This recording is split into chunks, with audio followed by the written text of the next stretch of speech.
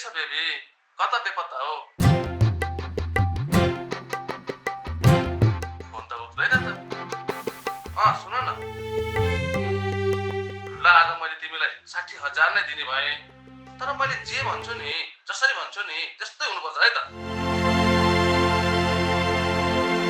आज रात त्यही होटलमा है त जहाँ हामी जाने गर्थ्यौ नि टाइममै आउने फेरि है ल बाई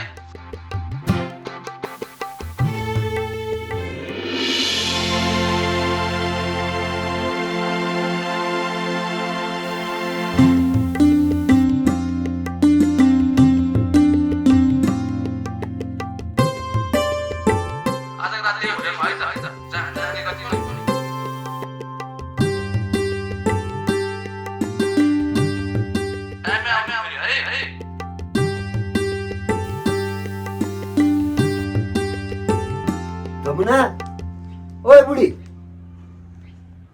बुढी कहाँ गयो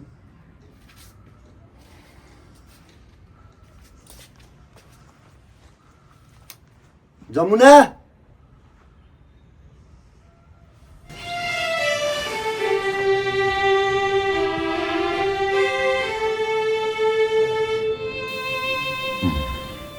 पक्कै जिम्मल बाबुमा गयो कि जमके रे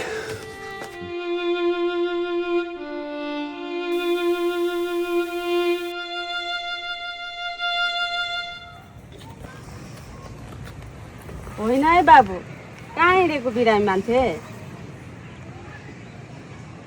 राम्रो जाति त भयो नि बाबु तँलाई भयो कहिले हामी कसले कुञ्जुनीमा के पुण्य गरेर रहेछ बाँचिस यो सबै जमुनाले गर्दा हो कहिले मेरो बुढीले दिएको दोस्रो जुनी हो यो मेरो हेर बाबै त निको त भइस तर तेरो सैनीको चालामाला चाहिँ ठिक लागेन है मलाई तेरो स्वास्नी र म हिजो वन गएको बाबै नि कति बजेको तेरो स्वास्नीको फोनको ठाडो ट्याटर टुर ट्याटर टुर बाबै नि बजेको छ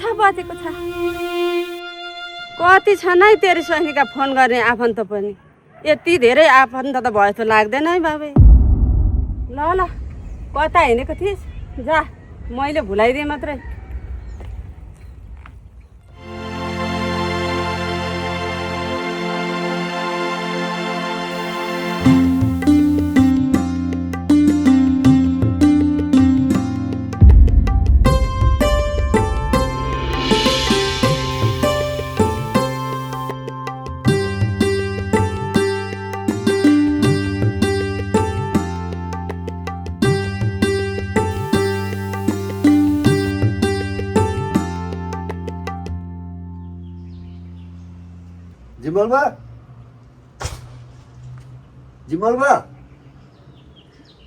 जिमल बुवा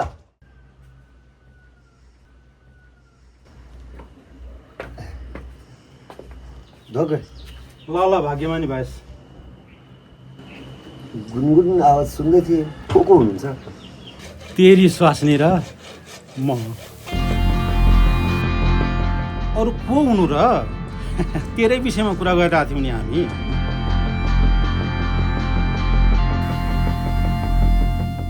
हेर घर जग्गा जमिन सबै तेरै उपचारमा सकियो क्या रे धन्न तेरो ज्यान चाहिँ बच्यो है बाबै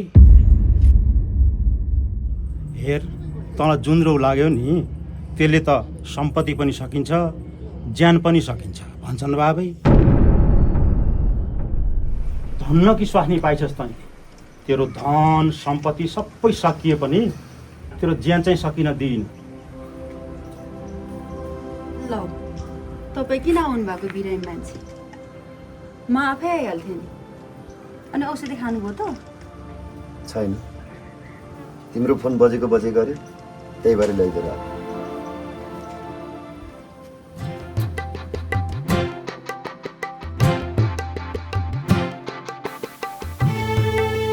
कसको फोन हो को थियो मान्छे एक रातको 60,000 दिन्छ अरे त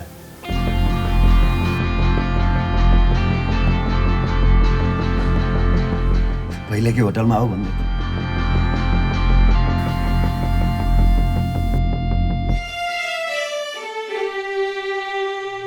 झुक्किएर आएको होला, रङ नम्बर होला। जसको पाए त्यसको फोन किन उठाउनु भएको त नि?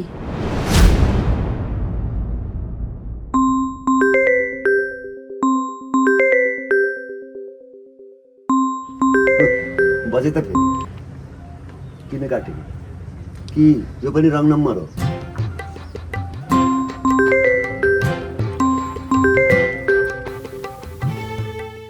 ओइ जमुना, किन कल काटे गरे कि भने तैँले त तहल्के मचाइस् नि यार।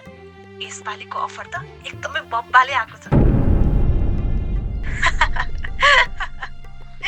तैँले त मेरो धन्दामा मलाई नै फ्लप बनाइस् त।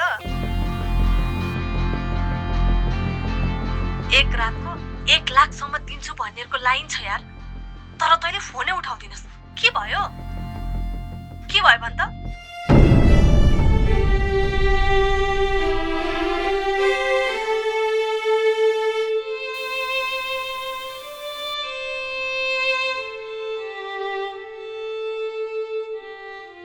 को यो मालती? कि यसलाई पनि चिन्दिनस्? चिन्दिनथे पहिला।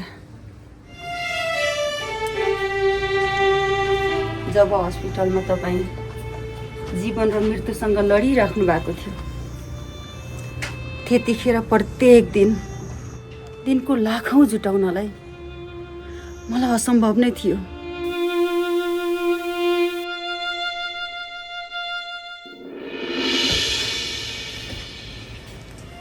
तपाईँको फोटो हातमा लिएर प्लिज मेरो सिउँदो बचाइदिनुहोस्, मेरो लोग्नेलाई बचाइदिनुहोस् भन्दै भिख माग्दै हिँड्दा मुस्किलले 1000-1200 हुन्थ्यो।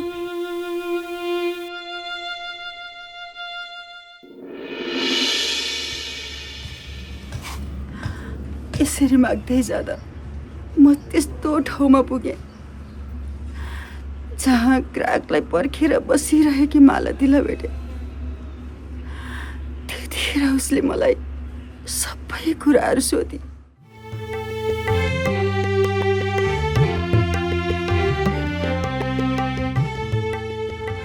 यसरी दिनको 1000-1200 जम्मा गरेर किन आफ्नो समय बर्बाद गर्छौ भनेर उसले मलाई यो उपायको बारेमा बताए।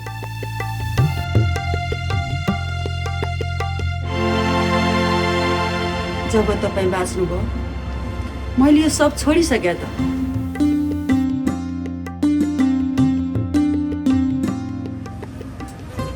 अब मलाई त्यो बाटोमा फर्केर पनि हेर्नु छैन।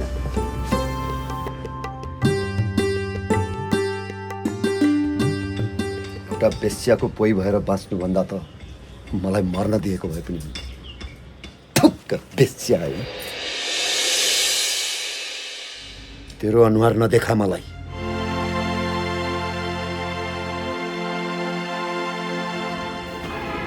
जमुनाको कुरा पनि ठिकै हो जीवने। अब घर खेत सबै सकिएर पनि बस्ने बासै नभएको बेलामा पनि जसरी भए पनि तँलाई बचाइ। तँ त खुसी हो न?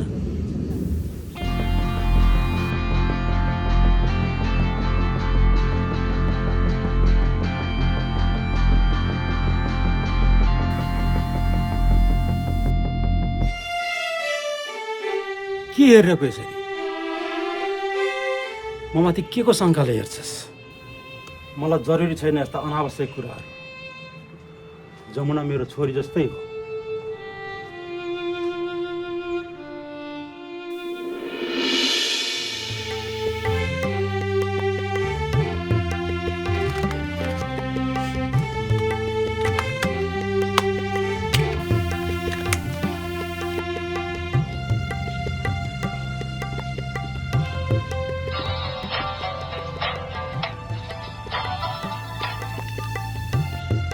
धन्यवाद मेरो ज्यान बचाइदिएको। तर अहिलेदेखि तिम्रो र मेरो बाटो अलग अलग।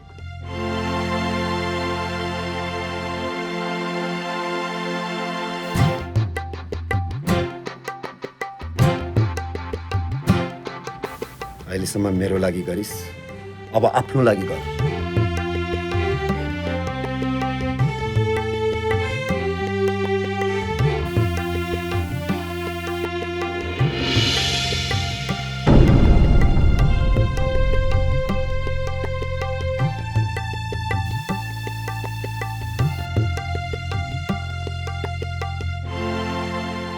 चिन्नेलाई श्रीखण्ड, अब नचिन्नेलाई खुर्पाको भोट।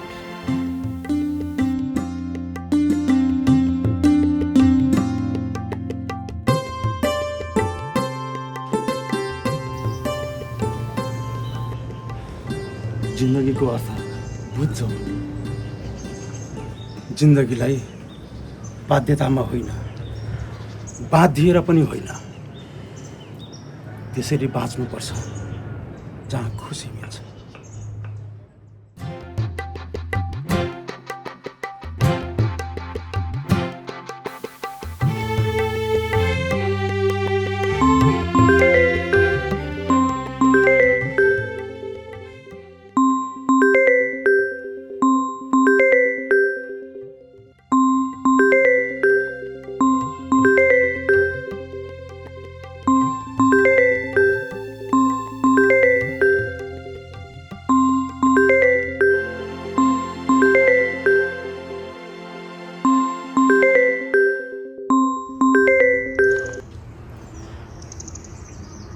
हेलो